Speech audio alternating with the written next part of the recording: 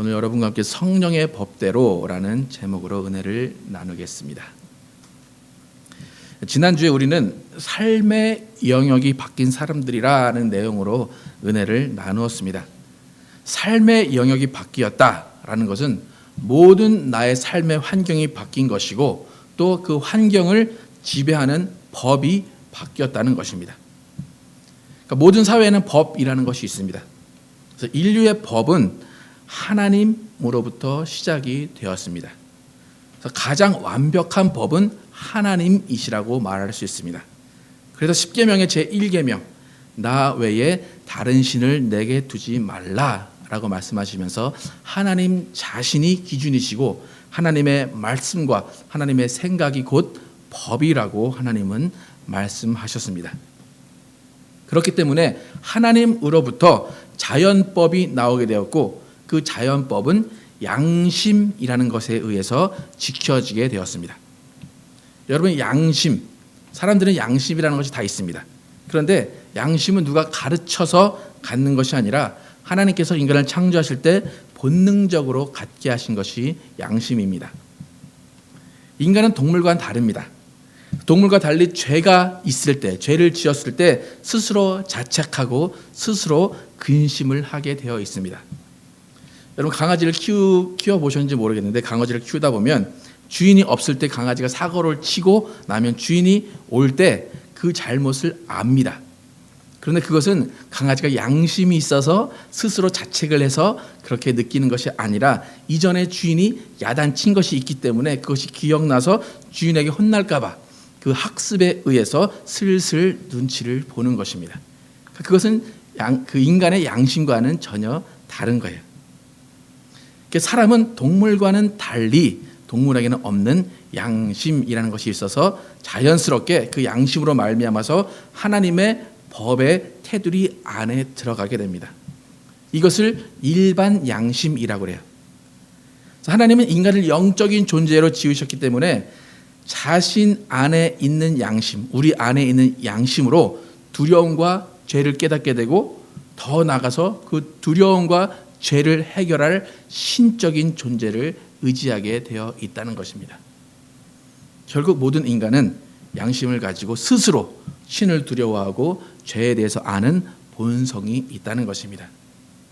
이렇게 이러한 모든 사람들이 본성과 양심을 가지고 있습니다. 그런데 그 사람들 중에 하나님께서 이스라엘이라는 민족을 택하셔서 그들에게 하나님의 성품을 구체적으로 알 수 있는 하나님의 법, 더 구체적인 하나님의 법인 율법을 따로 주셨다는 거예요. 그래서 율법은 아까 말한 자연법, 그것과 구별이 됩니다. 자연법은 누구나 가지고 있는 일반 양심, 동물에게는 없지만 사람에게는 있는 일반 양심, 그것을 자연법이라고 한다면 율법이라는 것은 신앙 양심입니다.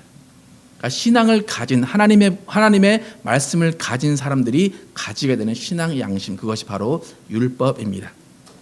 그래서 율법을 가진 이스라엘은 그 율법을 지킴으로 인해서 하나님께 더 가까이 갈 수 있고 하나님의 보호하심과 인도하심을 받을 수가 있다는 것입니다. 그것은 바로 이스라엘의 특권이라는 거예요. 그런데 이 특권은 이스라엘 사람들이 원해서 가진 것이 아니라 하나님이 그들을 선택하시고 그들에게 율법을 주셔서 그들과 친해지려고 하시고 그들을 보호하시고 인도하려고 주셨다는 것입니다.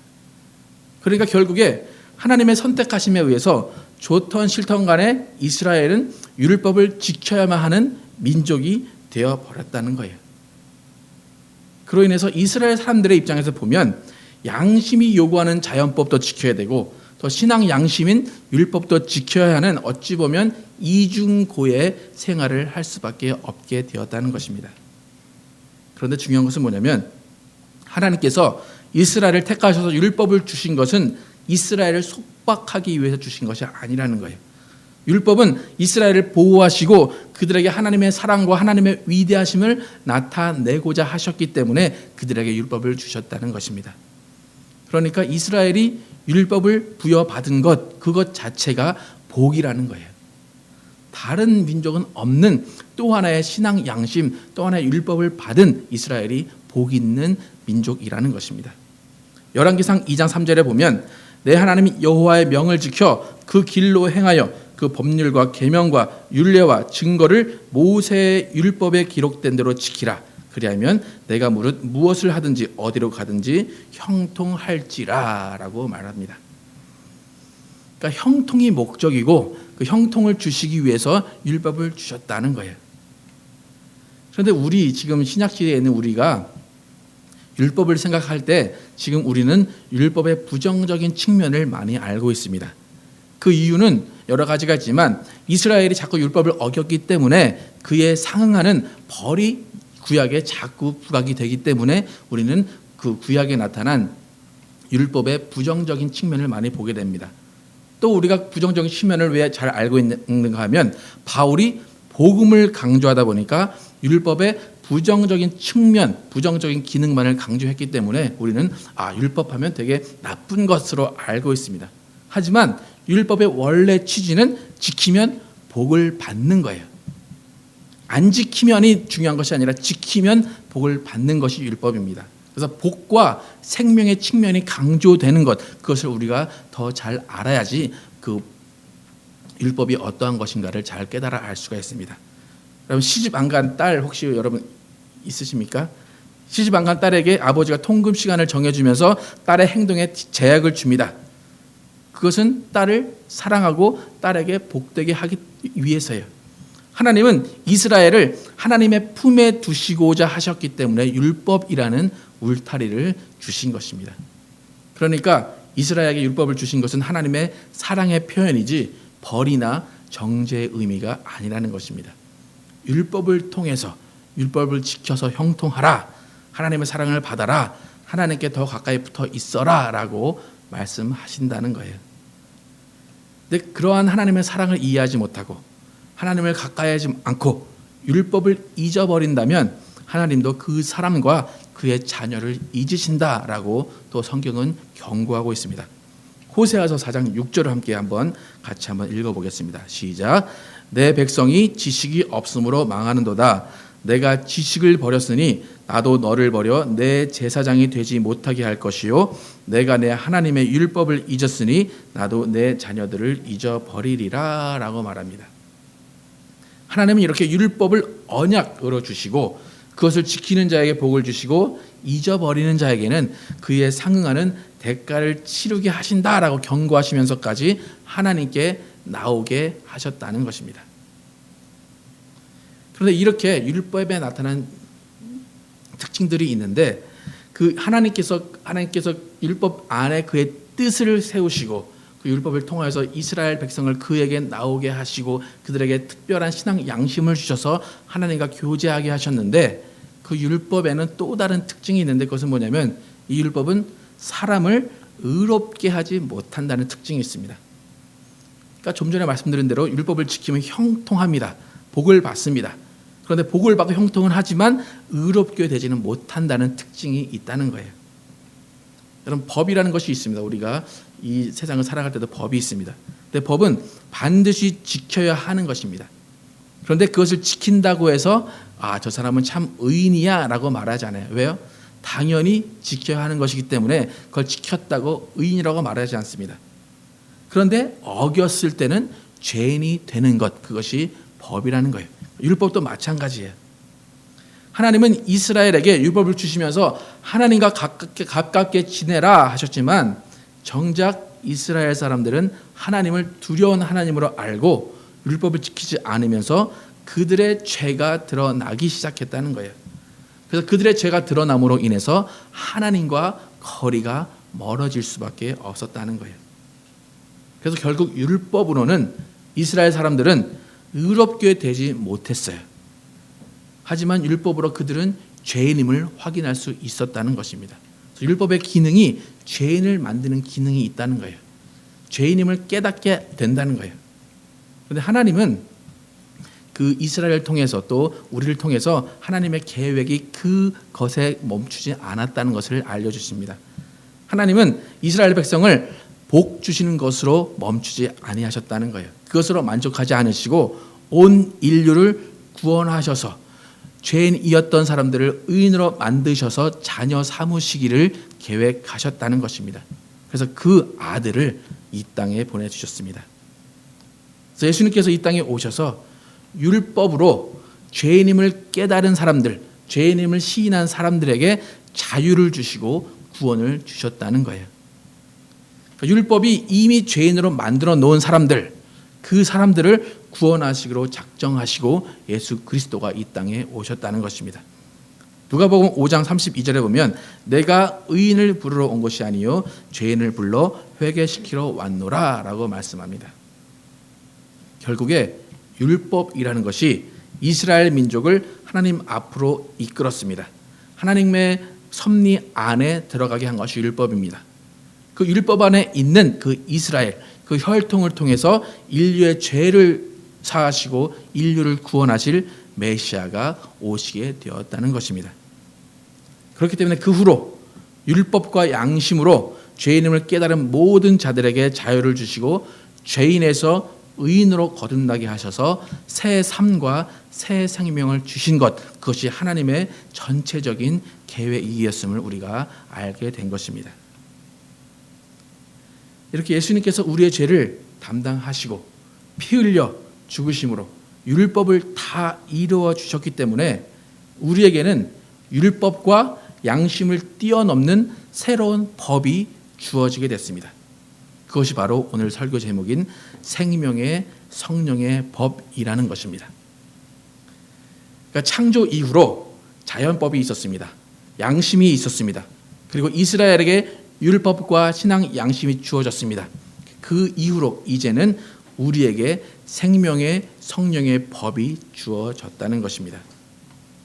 여러분, 생명의 성령의 법, 이것이 있다고 해서, 이것이 주어졌다고 해서 이전에 있었던 자연법, 양심, 신앙 양심, 율법, 이것이 없어졌거나 무시하라는 것이 아니에요.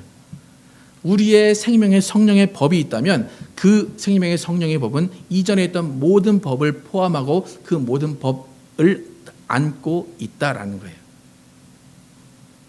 여러분, 율법과 양심이 있다라는 것은 그 양심을 통해서 죄를 깨닫는 것이 죄를 깨닫는 것이지, 양심이 있다고 해서 내가 기뻐하는 것이 아니에요. 나 양심 있어. 나 너무 기뻐. 그게 아니에요. 그건 당연한 거예요. 하지만 생명의 성령의 법은 우리 안에 있을 때 율법과 양심을 뛰어넘어서 우리에게 자유와 해방을 주기 때문에 생명의 성령의 법은 우리를 기쁘게 할 수 있다는 것입니다. 자유와 해방, 이것은 속박되었던 자들에게 기쁨을 주는 것이라는 거예요. 생명의 성령의 법, 이것은 우리가 그냥 양심으로 죄인을 깨닫는 것, 그것을 뛰어넘어서 우리에게 기쁨을 주고 우리에게 자유를 주는 것이라는 거예요. 그런데 왜 생명의 성령의 법을 받으면 기쁨을 가지게 될까요? 율법을 받았을 때는 기쁘지 않습니다. 양심을 가졌을 때는 기쁘지 않습니다. 왜? 그런데 생명의 성령의 법을 우리가 받으면 왜 우리는 기뻐하게 될까요? 그 이유는 무엇인가 하면 생명의 성령의 법으로 말미암아서 하나님과 인간의 벽이 완전히 허물어졌기 때문입니다. 율법 아래서는 하나님의 이름을 부르지 못합니다. 하나님을 볼 수도 없습니다. 하지만 생명의 성령의 법 아래에서는 하나님을 아버지라 부를 수 있고 하나님의 본체를 보았고 하나님 아버지를 보았다는 것입니다. 로마서 8장 15절에 보면 너희는 다시 무서워하는 종의 영을 받지 아니하였고 양자의 영을 받았으므로 아바 아버지라 부르짖느니라 라고 말합니다. 창조주이시고 조물주이신 하나님을 아버지라 부를 수 있는 특권을 가졌기 때문에 기뻐할 수 있다라는 거예요. 여러분 종이 되었다 생각해 보세요. 여러분 기쁘시겠습니까? 와, 나 종 됐어. 기쁘시겠습니까? 아니죠. 창조주를 아버지라, 왕을 아버지라 부를 수 있는 특권이 주어졌다. 그때 기쁘게 된다라는 거예요. 그래서 생명의 성령의 법이 우리 안에 있으면 기쁠 수밖에 없다라는 거예요. 또한 예수 그리스도로 말미암아서 아버지 안에 계신 예수님께서 우리 안에도 오심으로 인해서 우리도 아버지와 하나가 되게 되었다는 거예요. 요한복음 14장에 보면 조금 있으면 세상은 나를 다시 보지 못할 것이로되 너희는 나를 보리니 이는 내가 살아 있고 너희도 살아 있겠음이라. 그날에는 내가 아버지 안에 너희가 내 안에 내가 너희 안에 있는 것을 너희가 알리라고 말씀합니다. 내가 아버지 안에 너희가 내 안에 내가 너희 안에 있는 것을 너희가 알리라. 이것을 알기 때문에 기뻐한다라는 거예요. 와, 내가 하나님 아버지와 함께 있어. 내가 하나님 아버지와 동일하게 함께 있는 예수 그리스도와 함께 있어 라고 우리는 알고 기뻐한다라는 거예요. 이렇게 생명의 성령의 법이 우리 안에 있으면 아버지를 하나님을 아버지라 부를 수 있고 하나님 아버지와 함께 있는 것을 깨닫게 됩니다.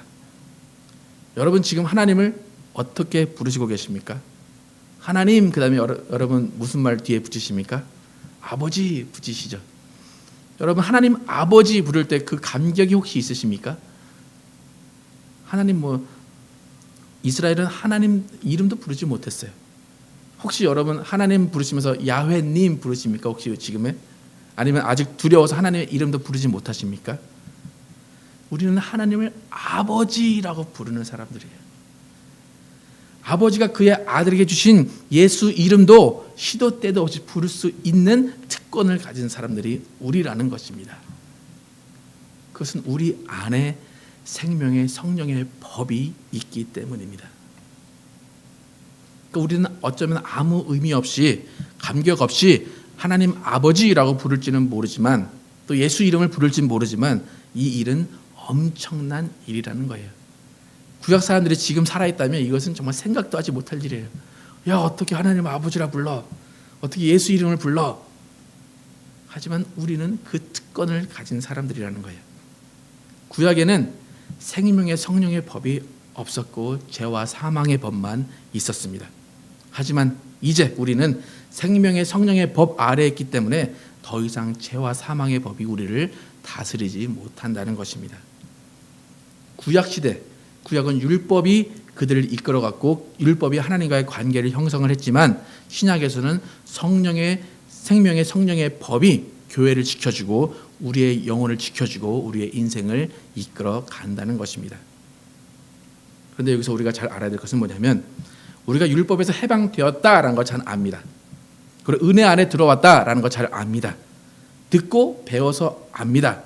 그런데 정작 생명의 성령의 법이 무엇인가를 확실히 알고 있느냐라는 거예요. 법이 어떤 건지를 알아야 그 법을 지킬 거 아니에요, 그렇죠? 생명의 성령의 법이 무엇인지 알아야 그것을 따라 살 텐데 생명의 성령의 법이 도대체 무엇인지 정확히 알지 못하는 사람들이 많이 있다는 거예요. 여러분 우리는 의외로 율법에 대해서 잘 알아요. 모를 것 같지만 다 알아요. 신앙 양심에 의해서 또 바로 알게 되어 있어요. 사실 잘 몰라도 되는 것이 율법인데 확실히 잘 알아야 되는 생명의 성령의 법은 잘 모르지만 율법은 또 잘 알고 있습니다. 그러니까 반대로 되어 있다는 거예요. 우리가 알고 지켜야 되는 생명의 성령의 법이 더 중요한데 그것은 잘 모르는 것이 우리의 문제입니다. 오늘 본문 8장 1절에 그리스도 예수 안에 있는 자에게는 결코 정죄함이 없다라고 말씀했는데 우린 스스로 정죄하고 있거나 남의 허물과 죄를 정죄하고 있지 않느냐라는 거예요. 2절에 생명의 성령의 법이 죄와 사망의 법에서 우리를 해방하였다라고 말하고 있는데 정말 우리가 죄에서 자유하고 죄에서 해방되어 있느냐라는 거예요. 아직도 죄 때문에 고민하거나 죄를 짓고 있고 정말 그것이 죄인지 모르면서 반복해서 죄를 짓고 죄인지 알면서 죄를 짓고 있지는 않느냐라는 거예요. 그러니까 죄에서 해방되었다는 건 뭐예요? 죄를 짓지 않아야 된다는 건데 우리는 아직도 죄의 법 아래서 죄를 짓고 있지 않느냐라는 거예요. 5절에 보면 육신을 따르는 자는 육신의 일을 영을 따르는 자는 영의 일을 생각한다라고 했는데 과연 우리의 인생이 매일 육신의 어려움과 아픔과 슬픔 때문에 고통하고 있거나 육신의 일들이 잘 풀리지 않아서 매일 어떻게 할까를 걱정하지 않느냐라는 거예요. 나의 앞날이 어떻게 될까 걱정하고 나의 자녀의 앞날이 어떻게 될까 걱정하고 직장과 사업의 일로 걱정하고 육신의 인생을 주로 생각하며 살고 있지는 않느냐라는 거예요. 분명히 생명의 성령의 법이 우리를 해방했다면 우리는 영의 일을 생각해야 하는 사람들인데 왜 아직도 우리는 육신의 일을 생각하며 힘들어하고 육신의 일 때문에 걱정하고 스트레스를 받고 육신을 따르는 결정을 반복해서 하고 있느냐라는 거예요. 분명히 성경은 성령의 법으로 우리를 해방했다라고 하는데 왜 우리는 아직도 육신의 일 때문에 고민하고 있느냐라는 거예요.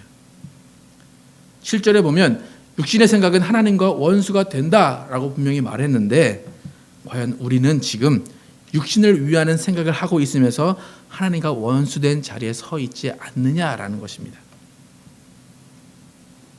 여러분이 이 말을 들을 때 먹고 살기 위해서 어쩔 수 없지 않느냐, 먹고 살려면 인생을 생각해야 되고 먹고 살려면 인생에 대해서 고민해야 되지 않느냐라고 말할 수 있습니다. 그렇죠. 육신에 대한 생각을 하면서 살아야 됩니다. 그런데 중요한 것은 우리가 육신의 일을 생각하는 만큼 영의 일을 중요하게 생각하고 있느냐라는 거예요. 교회 다니는 목적이 무엇인지 바로 알고 육신의 이 일에 매여 사는 그것 때문에 영의 생명과 영의 평안을 잃어버리고 있지는 않느냐라는 거예요. 그러니까 무엇이 더 중요한지를 알고 신앙생활을 하느냐라는 거예요. 여러분, 우리는 우리의 지금 신앙을 평가하고 점검을 해봐야 됩니다. 여러분 안에 정말로 기쁨이 있습니까? 여러분 안에 정말로 평안이 있느냐라는 거예요. 항상 기뻐하라 했는데 우리는 왜 항상 기뻐하지 못할까? 왜 하루 종일 기뻐하지 못할까? 왜 기쁨이 잠시일까라는 거예요.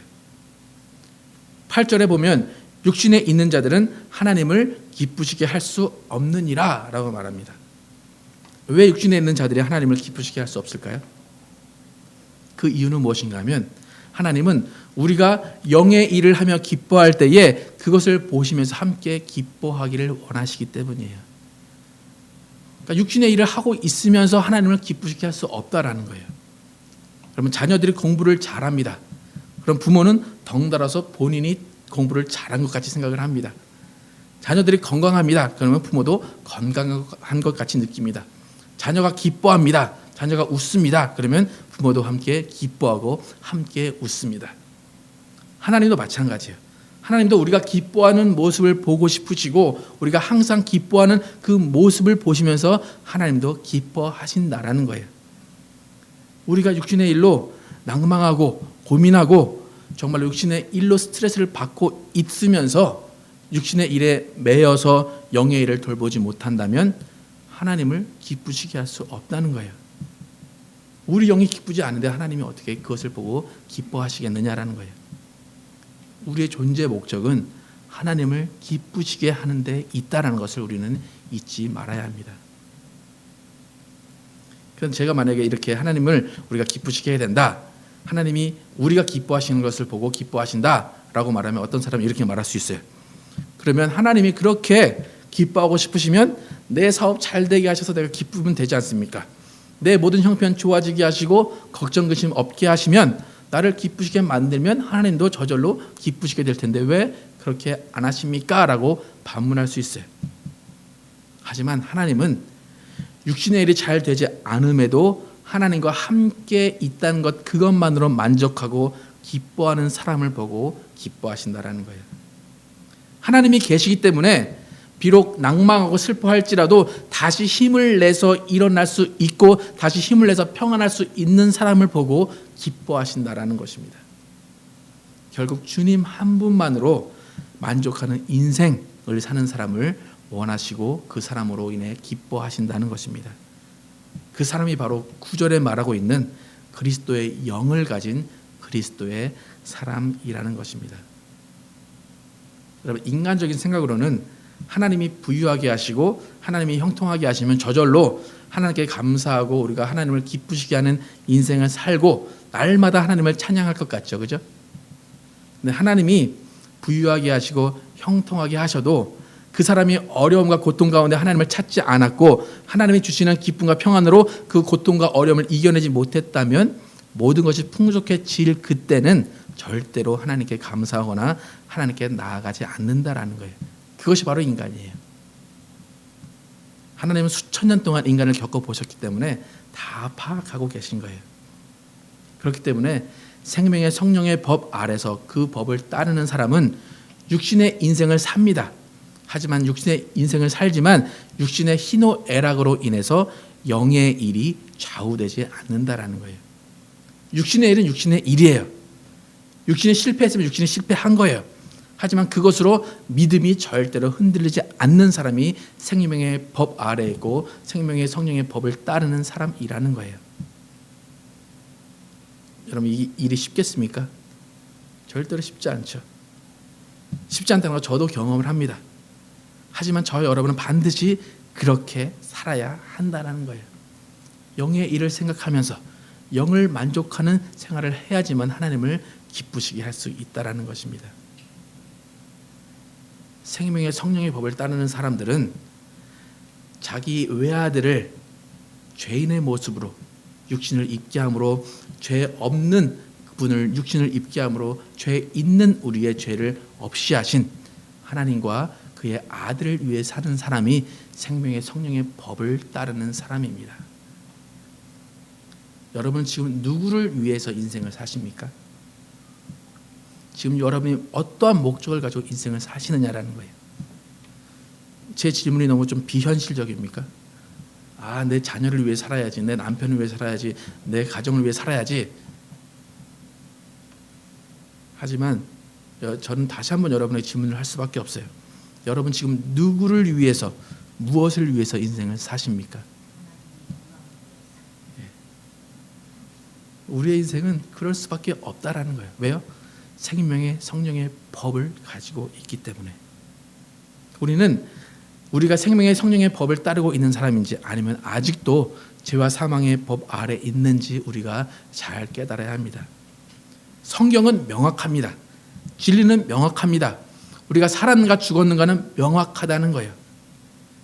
육신을 따르는 자는 육신의 일을, 영을 따르는 자는 영의 일을 생각하나니 육신의 생각은 사망이요 영의 생각은 평안과 생명이니라 라고 말했습니다.